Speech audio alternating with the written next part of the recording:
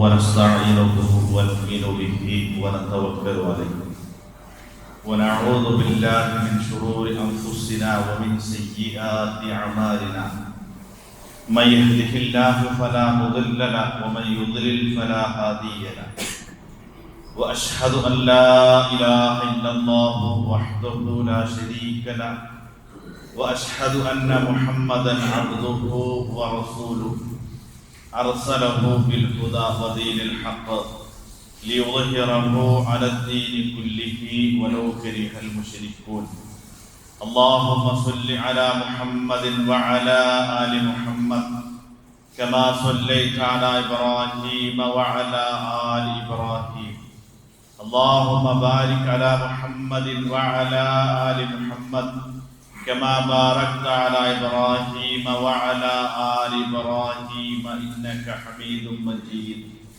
أما بعد فإن خير الكلام كلام الله وخير الهدي هدي محمد صلى الله عليه وسلم وشر الأمور محدثاتها وكل محدثة بدعة وكل بدعة ضلالة وكل ضلالة في النار أعوذ بالله من الشيطان الرجيم بسم الله الرحمن الرحيم يا أيها الذين آمنوا اتقوا الله حق تقاته ولا تموتن إلا وأنتم مسلمون يا أيها الناس اتقوا ربكم الذي خلقكم من نفس واحدة وخلق منها زوجها وبث منهما رجالا كثيرا ونساء واتقوا الله الذي تساءلون به والأرحام إن الله كان عليكم رقيبا يا أيها الذين آمنوا اتقوا الله وقولوا قولا سديدا يصلح لكم أعمالكم ويغفر لكم ذنوبكم ومن يطع الله ورسوله فقد فاز فوزا عظيما يا أيها الذين آمنوا أطيعوا الله وأطيعوا الرسول وأولي الأمر منكم فإن تنازعتم في شيء فردوه إلى الله والرسول إن كنتم تؤمنون بالله واليوم الآخر ذلك خير وأحسن تأويلا പ്രിയമുള്ള വിശ്വാസികളെ, ജീവിതത്തിൻ്റെ എല്ലാ രംഗങ്ങളിലും അല്ലാഹു സുബ്ഹാനഹു വ തആലയുടെ കൽപ്പനകളും നിർദ്ദേശങ്ങളും കഴിവിൻ്റെ പരമാവധി സൂക്ഷിച്ചും പാലിച്ചും തഖ്വയോടു കൂടി ജീവിക്കണമെന്ന് ആമുഖമായി അതിൻ്റെ ഗൗരവത്തോടും പ്രാധാന്യത്തോടും കൂടി ഏവരെയും ഉണർത്തുകയാണ്, വസിയത്ത് ചെയ്യുകയാണ്. അല്ലാഹു സുബ്ഹാനഹു വ തആല ഇഷ്ടപ്പെട്ട രൂപത്തിൽ ജീവിക്കുവാനും അള്ളാഹുവിൻ്റെ തൃപ്തി കരസ്ഥമാക്കി ലോകത്തോട് ഇവിടെ പറയുവാനും അള്ളാഹു നമുക്ക് തൗഫീഖ് നൽകി അനുഗ്രഹിക്കുമാറാകട്ടെ. വിശുദ്ധ ഖുർആനിലെ 4-ാം അധ്യായം സൂറത്തു അൻ-നിസായിലെ 59-ാമത്തെ വചനമാണ് ആമുഖമായി ഞാൻ ഓതി കേൾപ്പിച്ചത്. ആ ആയത്തിലെ പരാമർശ ആശയം ഇസ്ലാമിക ശരീഅത്തിൽ അടിസ്ഥാനപരമായി 2 മത സ്രോതസ്സുകളെയാണ് ഖുർആൻ പരിചയപ്പെടുത്തുന്നത്.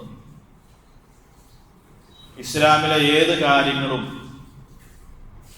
പ്രാമാണികമായി ശരിയാണോ തെറ്റാണോ അനുവദനീയമാണോ പാടുള്ളതാണോ എന്നൊക്കെ തീരുമാനിക്കാനുള്ള മാനദണ്ഡം അല്ലെങ്കിൽ അളവുകോല്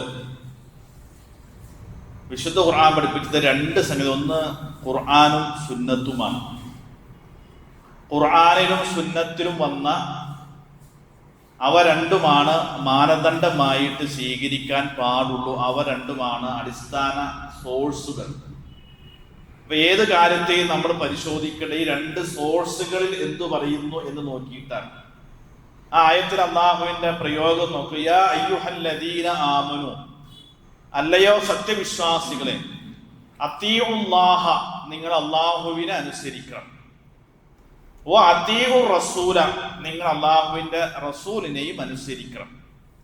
ഓ ഉലിൽ അംരി മിൻകും, നിങ്ങളിൽ നിന്ന് കൈകാര്യകർത്തങ്ങൾ ഏറ്റെടുത്ത ആളുകളെയും നിങ്ങൾ അനുസരിക്കണം.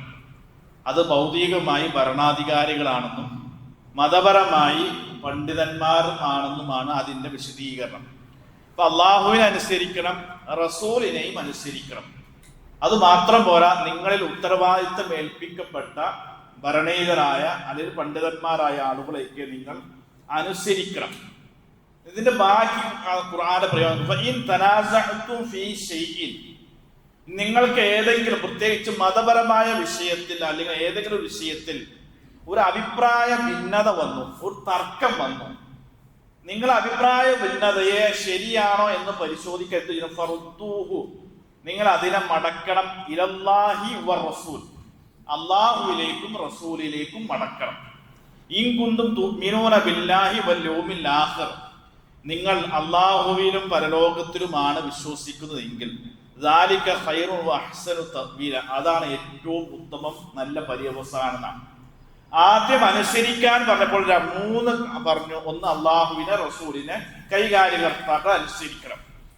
രണ്ടാമത് അതിനെ ചേർത്ത് പറയാം, ഇനി അഭിപ്രായ വ്യത്യാസ ഭിന്നത വന്നാൽ നിങ്ങൾ മടക്കാൻ പറഞ്ഞ സ്ഥലത്ത് 2 സ്ഥലത്തേക്ക് അള്ളാഹു ചുരുക്കി. മടക്കേണ്ട സോഴ്സ് ഏതാ? അള്ളാഹുവിലേക്കും റസൂലിലേക്കും മടക്കാവും. അവിടെ ഉലിൽ അംറിലേക്കും നിങ്ങൾ മടക്കണമെന്ന് ഖുർആൻ പ്രയോഗം നടത്തിയിട്ടില്ല എന്ന് പറയും. എന്ന് പറയുന്നത് ഒരു സോഴ്സുകളായി ഖുർആൻ നിരുപാധികമായി പറഞ്ഞത് ഖുർആനും സുന്നത്തുമാണ്. അപ്പൊ ആ 2 കാര്യങ്ങൾ മാത്രമേ സോഴ്സായി. നബി സല്ലല്ലാഹു അലൈഹി വസല്ലമ ഈ ആയത്തിനെ വിശദീകരിച്ചുകൊണ്ട് പറഞ്ഞ, ഇന്നഹു മൻ യഇശ് മിൻകും ബഅദി, എനിക്ക് ശേഷം ജീവിക്കുന്ന നിങ്ങൾ അഭിമുഖീകരിക്കേണ്ടി വരും ഇഖ്തിലാഫൻ കസറ, ഒരുപാട് അഭിപ്രായ ഭിന്നതകൾ നിങ്ങൾ നേരിടേണ്ടി വരും.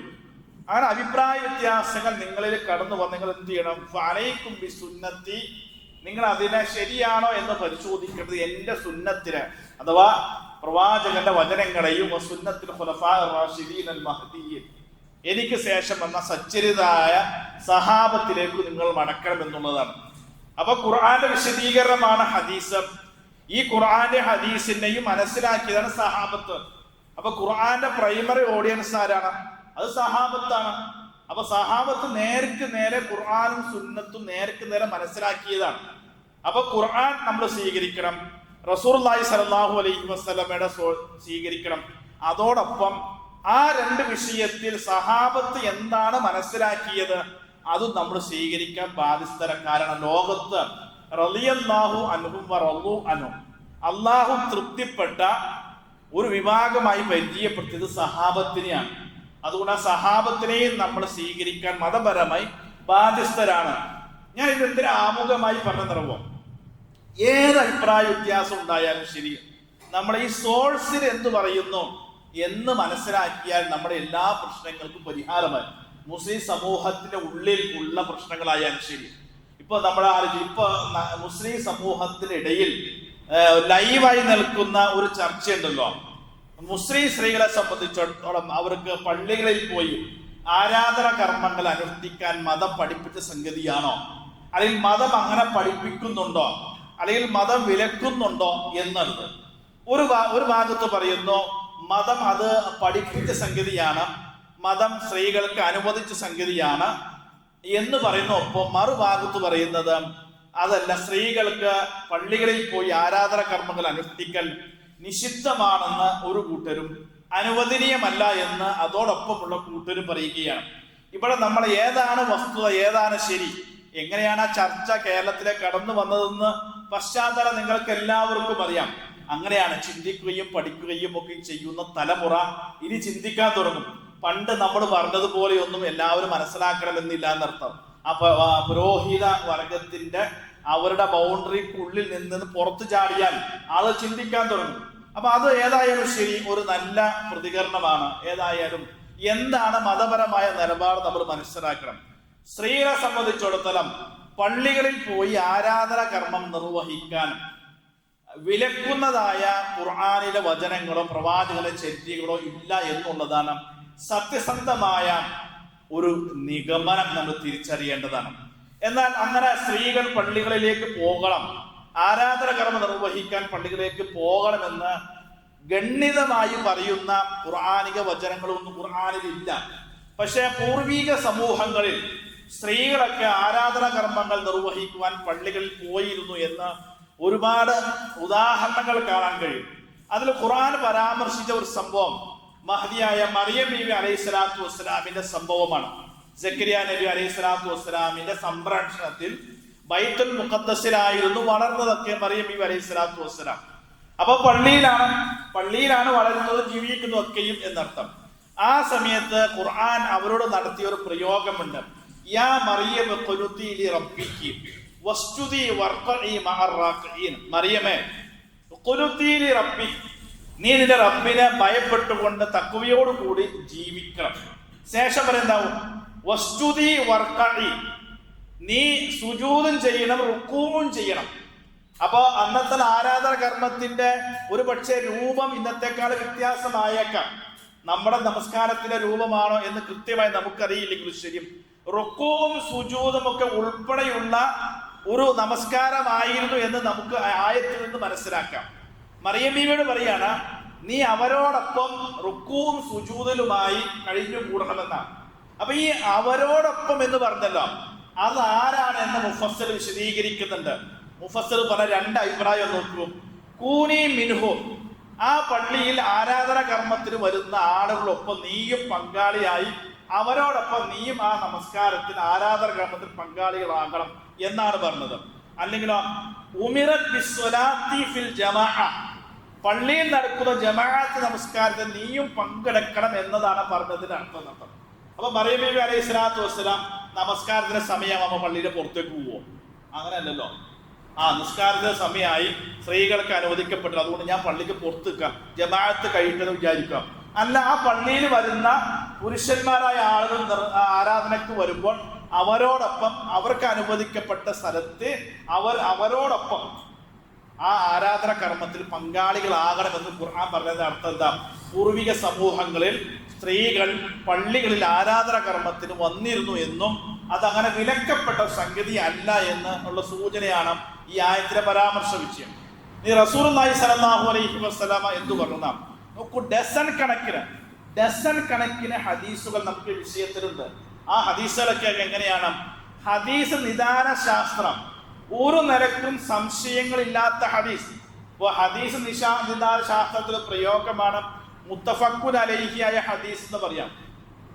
അതിന്റെ അർത്ഥം ഇമാം ബുഖാരിയും മുസ്ലിമും പദങ്ങളോ അക്ഷരങ്ങളോ വ്യത്യാസമില്ലാതെ ഉദ്ധരിച്ച ഹദീസുകൾക്കാണ് മുത്തഫഖുൻ അലൈഹി എന്ന് പറയാം.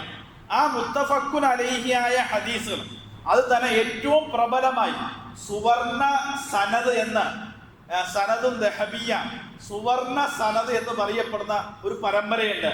നബിയിൽ നിന്ന് അബ്ദുല്ലാഹിബ്നു ഉമർ വഴി വരുന്ന പരമ്പരക്കാണ് ആ പ്രയോഗം നടത്തുന്നത് എന്ന് പറഞ്ഞാൽ ഒരു നിലക്ക് സംശയം ഉണ്ടാവില്ല. ആ പരമ്പരകൾ ഉദ്ധരിച്ച ഡസൻ കണക്കിന് ഹദീസുകൾ. ഒന്ന് ഏറ്റവും പ്രബലമായി കാണാവുന്ന ഹദീസ് ഏതാണെന്ന് നബി സല്ലല്ലാഹു പറഞ്ഞു, ലാ തംനഉ ഇമാ അല്ലാഹി മസാജിദല്ലാഹ്, നിങ്ങൾ അല്ലാഹുവിന്റെ അടിമകളായ സ്ത്രീകളെ പള്ളികളിൽ നിന്ന് നിങ്ങൾ തടയരുത് എന്ന. അപ്പൊ ഈ കൽപ്പന ആരോടാണ്? പുരുഷന്മാരോട് പറയാണ്, നിങ്ങൾ നിങ്ങളുടെ ഭാര്യമാരെ, പെൺമക്കളെ, സഹോദരിമാരെ, സ്ത്രീകളെ അവർ പള്ളിയിലേക്ക് ആരാധന കർമ്മത്തിന് വരികയാണെങ്കിൽ നിങ്ങൾ അവരെ തടയരുത് എന്ന് നബിയുടെ കൽപ്പനയാണ്. തടയരുതെന്ന്. അവർ തടയാൻ പാടുണ്ടോ? തടയാൻ പാടില്ല എന്നാണ് നബി ആദ്യം പറഞ്ഞത്. രണ്ടാമത്തെ ഹദീസ് നോക്കൂ, ഇദസ്തഅനകും നിസാഉകും ഇലൽ മസ്ജിദി ഫഅ്ദുറു ലഹുന്ന, നിങ്ങളോട് നിങ്ങളുടെ സഹോദരിമാർ, സ്ത്രീകൾ പള്ളിയിൽ പോയി ആരാധന കർമ്മം നിർവഹിക്കാൻ അനുവാദം ചോദിച്ചാൽ ഫഅ്ദുറു ലഹുന്ന, നിങ്ങൾ അവർക്ക് അനുവാദം കൊടുക്കണം. ഒരു സ്ത്രീ, നമ്മുടെ ഭാര്യയാകട്ടെ, മകളാകട്ടെ, നമ്മുടെ നിയന്ത്രണത്തിലുള്ള ഒരു സ്ത്രീ എനിക്ക് പള്ളിയിൽ പോയി ആരാധന കർമ്മം നിർവഹിക്കാൻ അവസരം ചോദിച്ചാൽ നിങ്ങൾ അനുവാദം കൊടുക്കണമെന്നാണ്. തടയരുതെന്നല്ല, കൊടുക്കണമെന്നാണ്. അതിന്റെ തൊട്ട് താഴെ ഹദീസൻ ഫഅ്ദുറുഹുന്ന ബില്ലൈൽ, നീ രാത്രിയിൽ അഥവാ സുബഹിക്കും ഇശാക്കുമാണ്, രാത്രിയിലാണ് പോകാൻ ചോദിക്കുന്നതെങ്കിൽ ഇശാക്കാണ്, സുബഹിക്ക് രാത്രിയാണ് വിചാരിച്ചോ. എന്നാലും നിങ്ങൾ രാത്രിയാണല്ലോ എന്ന് വിചാരിച്ച് തടയരുത്, അവർക്ക് അനുവാദം കൊടുക്കണമെന്ന് നബി സല്ലല്ലാഹു അലൈഹി വസല്ലമ പറയുന്നുണ്ട്. ഈ രണ്ട് ഹദീസുകളും ഇമാം നവവി റഹിമഹുല്ലാ, ഇമാം നവവി എന്ന് പറഞ്ഞാൽ ആരാന്നറിയാം? ഷാഫി മദ്ഹബിലെ ഏറ്റവും ആധികാരിക പണ്ഡിതനാണ് ഇമാം നവവി. രണ്ടാം ഷാഫിഈ എന്നാണ് ഇമാം നവവി റഹിമഹുല്ലായെ പരിചയപ്പെടുത്തുന്നത്. ആ ഇമാം നവവി ഈ ഹദീസ് ഉദ്ധരിച്ച അധ്യായത്തിന്റെ പേരെന്താന്നറിയാം? ബാബു ഖുറൂജി നിസാഇൽ മസാജിദ്, സ്ത്രീകൾ പള്ളിയിലേക്ക് പോകുന്നത് വിവരിക്കുന്ന അധ്യായം എന്നാണ്. അപ്പൊ ഷാഫി മദ്ഹബിലെ ആധികാരിക പണ്ഡിതൻ സ്വഹീഹുൽ മുസ്ലിമിന് അധ്യായം കൊടുത്തപ്പോൾ, ശർഹ് മുസ്ലിം അധ്യായം കൊടുത്തത് സ്ത്രീകൾ പള്ളിയിൽ പോകുന്ന അധ്യായം എന്നാണ്. നോക്ക്, പ്രവാചകന്റെ കൽപ്പന മസ്ജിദ് എന്നല്ല, അത്രയും മസാജിദ് എന്ന. മസ്ജിദ് എന്ന് പറയുമ്പോൾ പല ആളെ തെറ്റിദ്ധരിപ്പിക്കാം. നബി തടയരുതെന്ന് പറഞ്ഞത് അത് മക്കത്തേക്കും മദീനത്തേക്കും ബൈത്തുൽ മുഖദ്ദസിലേക്കും മാത്രമാണ്. ആ പള്ളികളിലേക്ക് ചോദിച്ചാൽ തടയരുതെന്ന നബി പറഞ്ഞതിന്റെ ഉദ്ദേശം. നബി മസ്ജിദ് എന്ന ഏകവചനം അല്ല, മസാജിദ് ബഹുവചനം, പള്ളികളിലേക്ക്.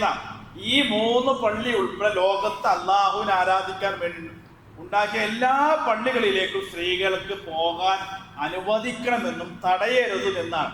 നബി സല്ലല്ലാഹു അലൈഹി വസല്ലമയുടെ മസ്ജിദ് നബവിക്ക് ഒരു ഡോറിന്റെ പേരെന്താ? ബാബു നിസാ എന്ന, സ്ത്രീകളുടെ കവാടം. അത് പണ്ടും അങ്ങനെയാ. അപ്പൊ എന്താ ഇത്? ഒരൊറ്റ ഹദീസും വേണ്ട. പ്രവാചക തിരുമേനി സല്ലല്ലാഹു അലൈഹി വസല്ലമയുടെ പള്ളിയില് ബാബു നിസ, ലേഡീസ് എൻട്രൻസ് എന്ന് പറഞ്ഞ ഒരു ഡോർ ഉണ്ടായി. അതിന്റെ അർത്ഥം എന്താ? അത് സ്ത്രീകൾ നിസ്കരിക്കാൻ കടന്നു വന്ന ഇന്നുണ്ടല്ലോ, മദ്ഖലു നിസാ എന്ന് നിങ്ങൾ പോയി നോക്കിയാൽ ഇന്നിപ്പോ അവിടെ നിയന്ത്രണം ഉണ്ടാവും. അവിടെ അങ്ങനെ തന്നെ ഒരു ബോർഡ് ഉണ്ട് സ്ത്രീകൾക്ക് വരാൻ വേണ്ടി. അപ്പൊ പ്രവാചകന്റെ പള്ളിയിൽ അങ്ങനെ ഒരു സൗകര്യവും ഉണ്ടായിരുന്നു എന്ന് നമുക്ക് ബോധ്യപ്പെടുന്ന സംഗതിയാണ്. അനസ് ഇബ്നു മാലിക് റളിയല്ലാഹു അൻഹു പറയുന്ന ഒരു അനുഭവം എന്താണെന്നറിയോ? ഞാൻ നബി സല്ലല്ലാഹു അലൈഹി വസല്ലമയുടെ കൂടെ നിസ്കരിക്കാൻ നിൽക്കുകയായിരുന്നു.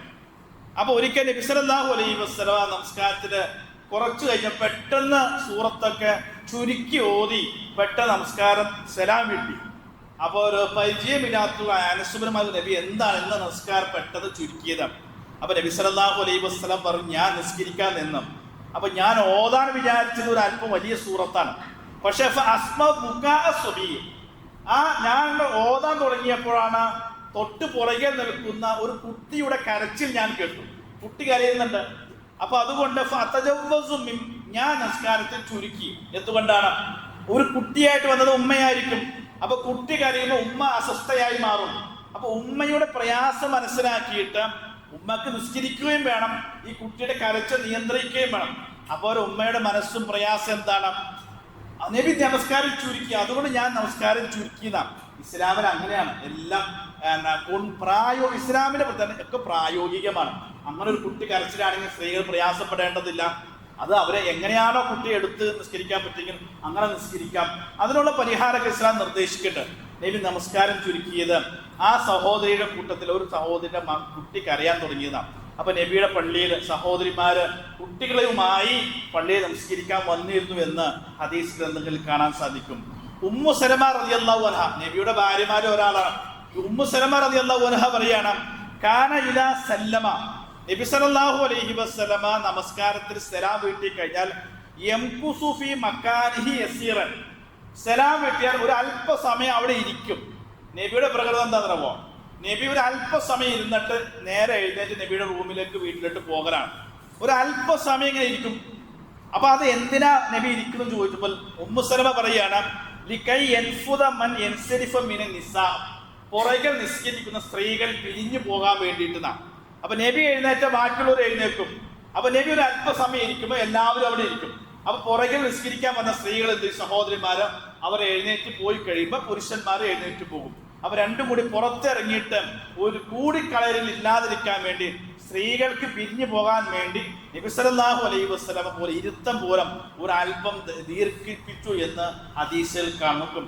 ഇതൊക്കെ എത്രയോ വചനങ്ങൾ കാണാൻ സാധിക്കും. ഇവിടെയൊന്നും സ്ത്രീകളെ സംബന്ധിച്ചിടത്തോളം ആരാധന കർമ്മങ്ങൾക്ക് വേണ്ടി അള്ളാഹുവിന്റെ ഭവനങ്ങളെ വിലക്കുന്ന ഒരു നിർദ്ദേശം ഖുർആനിലോ സുന്നത്തിലോ കാണാൻ കഴിയില്ല എന്നുള്ളതാണ് അർത്ഥം. ഇനി സുബഹി ഇശ, ഈ സുബഹി ഇശ പ്രത്യേകം പറയാൻ കാരണോ, ഇശാക്ക് രാത്രിയായിരിക്കും, സുബഹിക്കും ഇരുട്ടായിരിക്കും. അപ്പോൾ അങ്ങനെ ഒരു പ്രയാസമുള്ള സമയത്തിൽ സ്ത്രീകൾക്ക് നമുക്ക് സുരക്ഷിതത്തിന് പ്രയാസം ഉണ്ടാകുന്നൊക്കെ നമുക്ക് സങ്കല്പിക്കാം. പക്ഷെ നബിയുടെ കാലത്ത് അതൊന്നും ഉണ്ടായില്ല എന്നാ. നോക്ക്, ഇമാം മുസ്ലിം ഉദ്ധരിക്കുന്ന ഹദീസിൽ കാണാം, കുന്ന നിസാഅൽ മുഅ്മിനാത്തി, സത്യവിശ്വാസികളായ സ്ത്രീകൾ യശ്ഹദന മാ റസൂലുള്ളാഹി സ്വല്ലല്ലാഹു അലൈഹി വസല്ലമ സ്വലാത്തൽ ഫജ്രി മുതലഫിആത്തിൻ ബിബുറൂതിഹിന ലാ യഗ്രിഫന അഹദു മിനൽ ഗലസ്, ആ ഇരുട്ടത്ത് ഇശാക്കും സുബൈക്കും നബിയുടെ പള്ളിയിൽ വരുമായിരുന്നു. എന്നിട്ട് ഈ സഹാബി പറയാണ്, നിസ്കാരം കഴിഞ്ഞ് പോയാൽ ഇരുട്ട് കാരണം ഒരു സ്ത്രീകളെ തിരിച്ചറിയാറില്ല. ഒരു സ്ത്രീക്ക് മറ്റൊരു സ്ത്രീ ഇവിടെ ആരാണെന്ന് തിരിച്ചറിയില്ല, കാരണം ഇരുട്ടാണ്. അപ്പൊ ആ ഇരുട്ടത്ത് പോലും ഈ സത്യവിശ്വാസിനികളായ സ്ത്രീകൾ, സഹോദരിമാർ അള്ളാഹുവിന്റെ റസൂലിന്റെ പള്ളിയിൽ പ്രവാചകന്റെ കൂടെ നമസ്കരിക്കാൻ വേണ്ടി സുബഹിക്കും ഇശാക്കും കൃത്യമായി വരാറുണ്ടായിരുന്നു.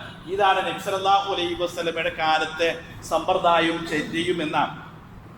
നബി സല്ലല്ലാഹു അലൈഹി വസല്ലമ സ്വഫുകളെ കുറിച്ച് പറഞ്ഞപ്പോൾ എന്താ പറഞ്ഞത്? ഖൈറു സുഫൂഫി റിജാലി അവ്വലുഹ, പുരുഷന്മാരുടെ ഏറ്റവും അഫ്ളലായ സ്വഫ് ഒന്നാമത്തെ സ്വഫാണ്. വശർറുഹ ആഖിറുഹ, ഏറ്റവും മോശമായ എന്ന് പറഞ്ഞാൽ പ്രതിഫലം കൊണ്ട് ഏറ്റവും കുറവായ സ്വഫ് എന്ന് പറഞ്ഞാൽ ഏറ്റവും അവസാനത്തെ സ്വഫാണ് എന്നാണ്. വഖൈറു നിസാഇ, സ്ത്രീകളുടെ സ്വഫില ആഖിറുഹ വശർറുഹ അവ്വലുഹ, സ്ത്രീകളുടെ സ്വഫിൽ ഏറ്റവും നല്ല സ്വഫ് എന്ന് പറഞ്ഞാൽ ഏറ്റവും അവസാനത്തെ സ്വഫ് ആണ് എന്നാണ്. അത് നബിയുടെ കാലത്ത് എങ്ങനെയാണെന്നറിയോ? പുരുഷന്മാർ നിൽക്കും, പിന്നെ കുട്ടികൾ നിൽക്കും, അതിന്റെ പുറകിലാണ് സ്ത്രീകൾ നിന്നുകൊണ്ടിരുന്നത്. നബിയുടെ കാലത്ത് അങ്ങനെയായിരുന്നു നിന്നുകൊണ്ടിരുന്നത്. അപ്പോൾ സഹോദരിമാർ എന്താ ചെയ്തത്? പുറകിൽ നിന്ന് സ്വഫ് കെട്ടി കയറി വരാം. നമ്മൾ സാധാരണ മുമ്പിൽ നിന്നാണ് സ്വഫ് കെട്ടുക. ഇത് സ്ത്രീകൾ എന്ത് ചെയ്യും? പുറകിൽ നിന്ന്, അങ്ങനെ അതാണ് അതിന്റെ മര്യാദ. പുറകിൽ നിന്ന് സ്വഫ് കെട്ടി കയറിപ്പോരും. അപ്പൊ ഏറ്റവും അഫ്ളലേതാ? ഏറ്റവും പുറകിലെ സ്വഫ്. അപ്പൊ ഒന്നാമത്തെ സ്വഫ് എവിടെയായിരിക്കും? അതിന് ഏറ്റവും അവസാനം ഏതാണ്? അവിടുന്ന് ഒന്നാമത്തെ സ്വഫ്, തൊട്ട് മുമ്പിലുള്ള രണ്ടാമത്, അങ്ങനെ സ്വഫ് കെട്ടി കയറിയാണ് വന്നുകൊണ്ടിരുന്നതെന്ന് അർത്ഥം. പുരുഷന്മാരെ ഏറ്റവും ഫ്രണ്ടിൽ ഒന്നാമത് സ്വഫ്, പിന്നെ രണ്ടാമത് സ്വഫ് എന്നർത്ഥം. ഇത് പുറകിലും മുമ്പിലും ആകുമ്പോഴാണ്. നമ്മുടെ നാടുകളിൽ ഒന്നും ഒരു സ്ഥലത്തും അങ്ങനെ ഒരു ഇതില്ല. എല്ലാം ഒന്നെങ്കിലും പുറകിലും ഒരു മറയ്ക്ക് പിന്നിലാണ്, അല്ലെങ്കിൽ സൈഡിലാണ്. അതൊക്കെ വളരെ സുരക്ഷിതത്വത്തോടു കൂടിയാണ് എല്ലാ കാര്യങ്ങളും നിർവഹിക്കുന്നർത്ഥം. അപ്പൊ ആ പ്രശ്നം അവിടെ ഇല്ല. അപ്പൊ നബി പറഞ്ഞത് സ്ത്രീയുടെ സ്വഫിനെ കുറിച്ച് പറഞ്ഞപ്പോൾ എന്തിനാണ് പറയാൻ കാരണം? അങ്ങനെ സ്ത്രീകൾ വന്ന് സ്വഫായി നിൽക്കാറുണ്ടായതുകൊണ്ടാണല്ലോ നിസ്കാരത്തിന് വേണ്ടി.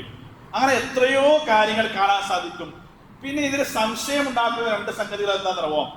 ഒന്ന്, നബി സല്ലല്ലാഹു അലൈഹി വസല്ലമ പറഞ്ഞു അത്രേ, ബുയൂതുഹുന്ന ഖൈറുൽ ലഹുന്ന, സ്ത്രീകൾക്ക് വീടാണ് ഉത്തമം നബി സല്ലല്ലാഹു അലൈഹി വസല്ലമ പറഞ്ഞിട്ടുണ്ടല്ലോ എന്നാണ്. നിങ്ങൾ ആലോചിക്കണം, ഞാൻ ഉദ്ധരിച്ച ഡസൻ കണക്കിന് ഹദീസുകൾ, ഒരൊറ്റ ഹദീസിലും, ഇമാം ബുഖാരി ഉദ്ധരിച്ച ഹദീസിലൊന്നും ഈ വീടാണ് ഉത്തമം എന്നത് കാണില്ല. അബൂദാവൂദ് ഉദ്ധരിച്ച ഒരു ഹദീസിന്റെ ഒരു വാൾ കഷണമായിട്ട് ഈ പ്രയോഗം വന്നിട്ടുണ്ട്. അപ്പൊ പണ്ഡിതന്മാർ പറഞ്ഞെന്താണെന്നറിയോ? ഇത് ഈ അബൂദാവൂദ് ഉദ്ധരിച്ച ഹദീസിൽ മാത്രമേ ഈ വീടാണ് ഉത്തമം എന്ന് വന്നിട്ടുള്ളൂ. ബാക്കി ഒരൊറ്റ സ്ഥലത്തും ഈ കഷ്ണം വന്നിട്ടില്ല. അപ്പൊ ഇത് നബി സല്ലല്ലാഹു അലൈഹി വസല്ലമ പറഞ്ഞതാണോ നമുക്ക് സംശയമുണ്ട്. എന്താ കാരണം? ബാക്കി ഒന്നിലും അത് വന്നിട്ടില്ല, ഇതിന് മാത്രമേ വന്നിട്ടുള്ളൂ. അവ പൊതുവായി വന്ന ധാരാളം ഹദീസുകൾക്ക് എതിരായിട്ട് ഒരു ഹദീസ് വന്ന ഒറ്റപ്പെട്ടു വന്നാൽ ആ ഹദീസ് പ്രബലമല്ല എന്നാണ് ഹദീസ് നിദാന ശാസ്ത്രം. ഇനി ആണ് തന്നെ വിചാരിക്കാം വീടാണ് ഉത്തമം എന്ന് നബി സല്ലല്ലാഹു അലൈഹി വസല്ലമ പറഞ്ഞത്, അങ്ങനെ പറഞ്ഞിട്ടുണ്ടെങ്കിൽ അത് മനസ്സിലാക്കി നബിയുടെ ഭാര്യമാര് പള്ളി പോവോ? ഏറ്റവും ഉത്തമം വീടാണെങ്കിൽ അത് നബിയിൽ നിന്ന് കേട്ട നബിയുടെ ഭാര്യമാരും സത്യവിശ്വാസത്തിൽ പള്ളി പോവില്ലല്ലോ, വീട്ടിലുള്ള സ്വീകരിക്കുള്ളൂ. അപ്പൊ അത് അങ്ങനെ അവർ മനസ്സിലാക്കിയിട്ടില്ല എന്ന അതിന്റെ അർത്ഥം. അപ്പൊ വീടാണ് ഉത്തമം എന്നത് നമ്മുടെ ഒന്ന് ഹദീസ് പ്രകാരം പ്രബലമല്ല. ആണെങ്കിൽ പോലും നബിയുടെ ഭാര്യമാരും സഹാബ വനിതകളും അതിനങ്ങനെ മനസ്സിലാക്കിയിട്ടില്ല. വീടാണ് ഉത്തമം എന്ന അർത്ഥത്തിലല്ല. സ്ത്രീകളെ സംബന്ധിച്ചിടത്തോളം അവർക്ക് പള്ളിയിൽ വന്ന് നമസ്കരിക്കല് പുണ്യകരമാണ്, അനുവദിക്കപ്പെട്ട സംഗതിയാണ്, നിർബന്ധമാണ്. നമ്മൾ ആരും പറയുന്നില്ല, അങ്ങനെ ഒരു കൽപ്പനയേ ഇല്ല സ്ത്രീകൾക്ക് പള്ളിയിൽ വന്ന്. ഇനി ഞങ്ങൾ ആലോചിച്ച് നോക്കൂ, ഈ നിഷിദ്ധമാണെന്ന് പറയുന്നുണ്ടല്ലോ, അല്ലെങ്കിൽ അനുവദനീയമല്ല, ഇവരുടെയൊക്കെ പറയുന്നവരുടെയൊക്കെ പൂർവ്വകാല രേഖകളൊക്കെ നിഷിദ്ധമാണെന്നാട്ടോ. ഈ ഉത്തമമാണെന്ന് പറയുന്ന ഈ ഉത്തമ എതിരെ വരാൻ ഒന്ന് ഹറാമും ഹലാലുമായ ഒരു വിഷയത്തില് ഹറാമില് ഉത്തമം വരൂല്ലോ, അനുവദിക്കപ്പെട്ട സംഗതിയിലാണ് ഉത്തമം വരുള്ളൂ. അപ്പൊ അനുവദനീയമാണെന്ന് മനസ്സിലാക്കി. ഇനി ഉത്തമമാണോ അല്ലേലും ചർച്ച ചെയ്താൽ മതിയല്ലോ. അപ്പൊ ഇതൊന്നും പ്രാമാണികമായി നിൽക്കൂല. അനുവദിക്കപ്പെട്ട സംഗതി ആയതുകൊണ്ട് അതിലാണ് നല്ലത്.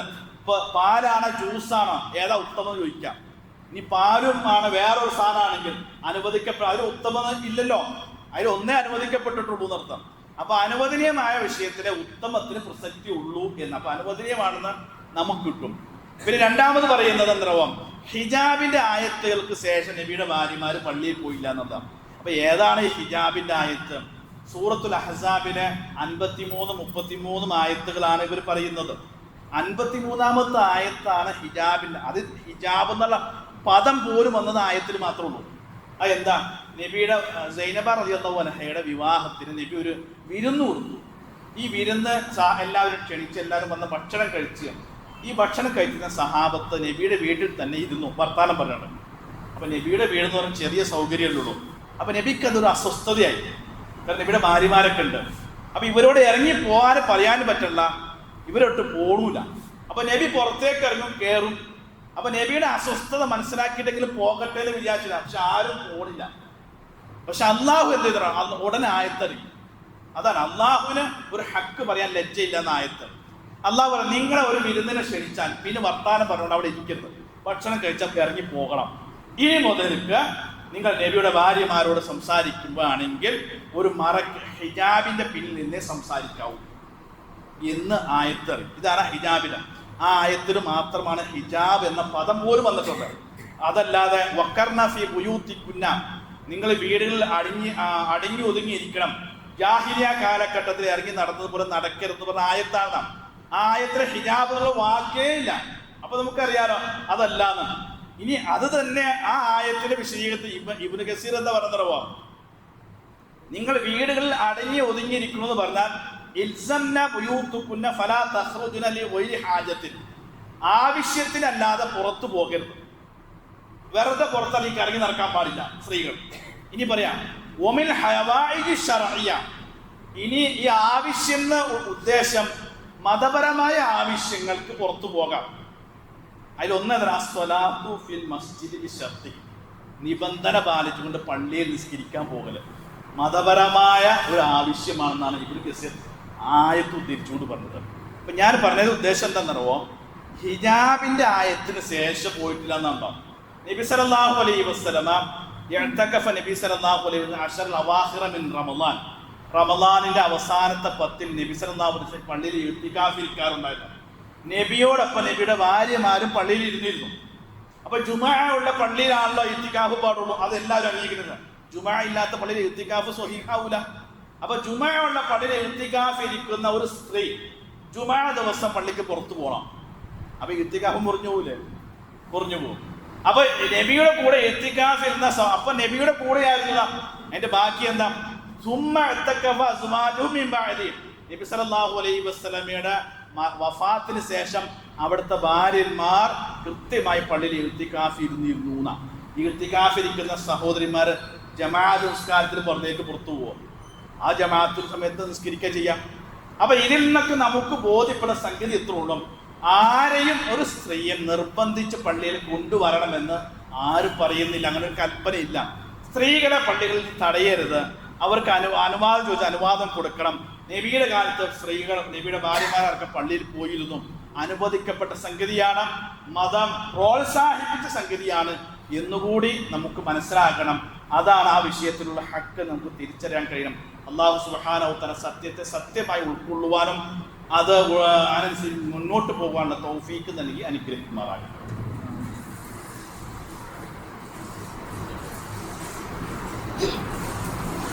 അൽഹംദുലില്ലാഹി റബ്ബിൽ ആലമീൻ വസ്സലാത്തു വസ്സലാമു അലാ അഷ്റഫിൽ മുർസലീൻ വഅലാ ആലിഹി വസഹ്ബിഹി അജ്മഈൻ. അമ്മാ ബഅദ്. ഒരിക്കൽ കൂടി അള്ളാഹുവിൻ്റെ കൽപ്പന പാലിച്ച് ജീവിക്കണമെന്ന് ഉണർത്തുകയാണ്. നമ്മുടെ ഈ വിഷയം പറയുമ്പോൾ വിശുദ്ധ ഖുർആനെ എവിടെയൊക്കെ എടുത്തിട്ട് പരിശോധിച്ച് നോക്കൂ. അവിടെയൊക്കെ പുരുഷന്മാരെ പറയുന്ന സ്ഥലത്തൊക്കെ സ്ത്രീകളെയും ചേർത്ത് പറയാം. വൽ മുസ്ലിമീന വൽ മുസ്ലിമാത്ത് വദ്ദാകിരീന വദ്ദാകിറാത്ത് എന്നൊക്കെ സ്ത്രീകളെ അങ്ങനെ ആരാധന കർമ്മത്തിൽ നിന്ന് പുണ്യകർമ്മത്തിൽ നിന്ന് വേർപ്പെടുത്തുന്ന ഒരു ശൈലി ഇസ്ലാമിലും ഖുർആനിലും ഇല്ല എന്നാണ് അതിൻ്റെ ഏറ്റവും ഉത്തരം.